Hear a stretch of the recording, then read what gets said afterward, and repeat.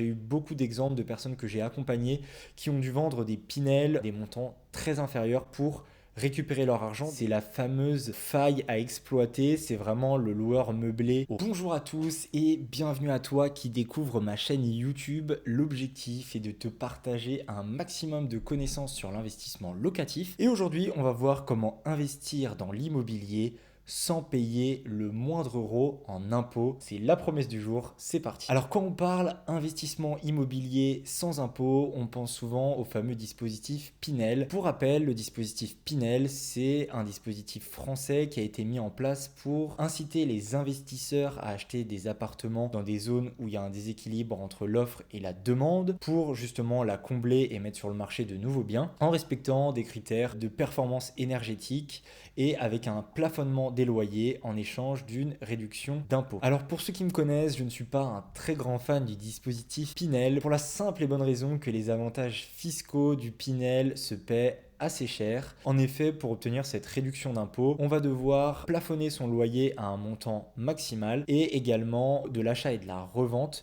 Ce n'est pas pour moi le plus intéressant dans le sens où on achète son bien en général assez cher puisqu'on est dans des zones en développement dans lesquelles le prix va bien souvent être anticipé par les promoteurs comme étant un prix d'un quartier qui sera bien développé et qui aura bien évolué, et une difficulté à la revente parce que quand on vend un logement Pinel, étant donné qu'on s'est engagé sur 6, 9 ou 12 ans et que ces appartements-là sont vendus à des investisseurs, tous les investisseurs vont vouloir vendre au même moment, et donc là on va avoir encore une fois un déséquilibre, mais cette fois-ci entre l'offre et la demande. Il y aura trop d'offres d'appartements pour pas assez de demandes à l'achat, et donc on se retrouve souvent à vendre son appartement à un prix inférieur. J'ai eu beaucoup d'exemples de personnes que j'ai accompagnées qui ont dû vendre des Pinel, des montants très inférieurs pour récupérer leur argent, donc attention à ça. Donc dans cette vidéo, vous l'aurez compris, on ne va pas s'attarder sur le Pinel, mais on va parler de la location classique.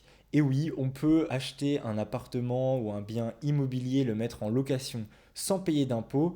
Je vous explique tout ça dès maintenant. Alors quand on achète un appartement de manière traditionnelle, on va pouvoir le mettre en location de deux manières différentes. La première, c'est en location nue, donc sans les meubles, et la seconde en appartement donc meublé, qu'on appelle le LMNP, location meublée non professionnelle, ou LMP, location meublée professionnelle. Alors si on regarde ce qu'il en est au niveau de la fiscalité, puisque notre but n'étant de payer 0 € d'impôt, voyons ce que ça donne. Alors on voit que si on loue un appartement en nu, on a le choix à deux régimes d'imposition, le micro et le réel. Si on choisit le micro, on va prendre tous ses loyers, donc mettons que je gagne 10 000 € par an en loyer, et on va bénéficier d'un abattement de 30% sur ses loyers, donc on va être imposé sur une base de 70%. Évidemment, l'impôt va être fort puisque on va devoir payer son taux marginal d'imposition et les prélèvements sociaux. La deuxième possibilité étant de choisir le régime réel, donc c'est-à-dire avec les loyers, donc les fameux 10 000 € auxquels on va soustraire les charges chaque année.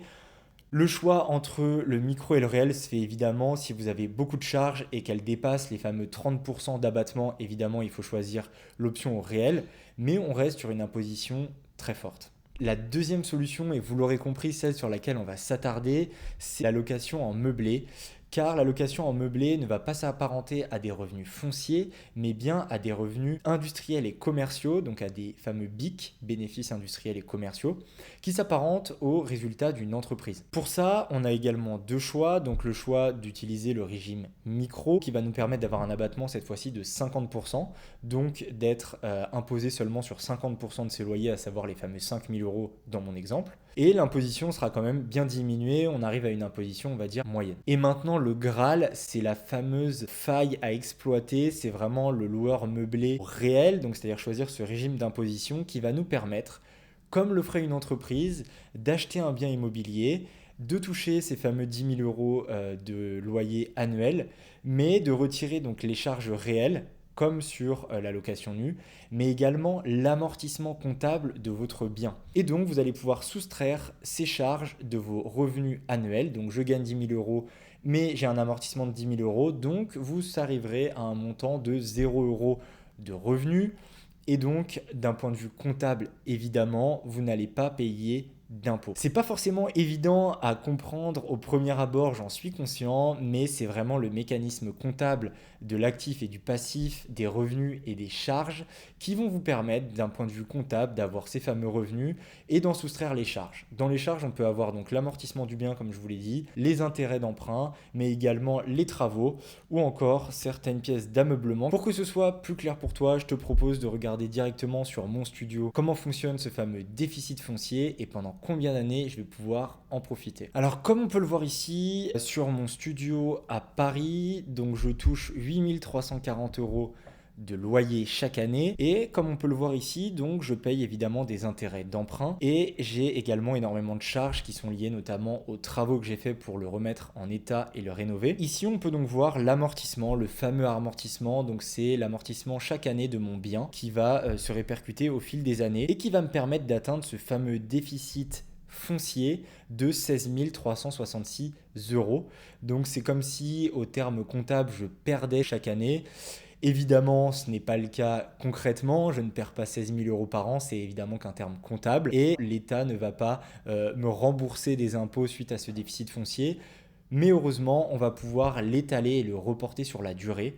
Donc comme on peut le voir ici en année 2, je touche à peu près donc les mêmes loyers, mes intérêts d'emprunt diminuent légèrement, mes charges évidemment également aussi. L'amortissement reste le même pour les 6 premières années, puis ensuite il sera dégressif. Et on voit que mon déficit foncier va se réduire au fil du temps. Si on descend, on s'aperçoit que mes premiers impôts vont arriver à la 18e année où je paierai donc des prélèvements sociaux à hauteur de 526 € et 1254 € d'impôts parce qu'en fait, j'aurai plus assez de déficit foncier pour annuler ces revenus et donc je passerai en positif. Évidemment, je serai imposé sur mon résultat positif. D'où le fait que je dois payer des impôts. Et donc en année 19 et 20, on voit que ces impôts ne font qu'augmenter, puisqu'évidemment mon déficit foncier se réduit d'année en année jusqu'à payer évidemment des impôts sur la totalité de ces revenus. Et alors plusieurs options s'offriront à moi lorsque j'arriverai à ces 18, 19 ou 20 ans de location. La première évidemment qui sera de vendre mon bien tout simplement pour profiter des fruits de mon travail. C'est aussi pour ça que j'investis. Et de pouvoir potentiellement soit donc en profiter, soit racheter un nouveau bien et repartir sur un déficit foncier pendant 18 ou 20 ans. Ou alors option numéro 2, conserver ce bien et recréer du déficit foncier, donc notamment en réalisant des travaux pour rénover le bien ou le remettre à neuf. Alors vous vous demandez sûrement comment est-ce qu'il est possible de bénéficier de cet amortissement et de ce statut. C'est rien d'impossible, je vous rassure. Il suffit de faire appel donc à un comptable qui va vous calculer cet amortissement et qui va vous permettre de déclarer en bonne et due forme votre location et de bénéficier de ce statut. Le coût d'un comptable, c'est quelque chose qui est toujours envisagé en location meublée non professionnel, un coût dont vous n'allez pas pouvoir vous passer, mais comme vous pouvez le voir, qui va vous rapporter ou alors vous faire économiser énormément d'argent. J'espère que vous avez apprécié cette vidéo et que vous avez pu en comprendre davantage sur les possibilités pour louer sans payer d'impôts. Si vous avez des questions ou des remarques, n'hésitez pas à les poster en commentaire, je répondrai à tous vos messages. À bientôt.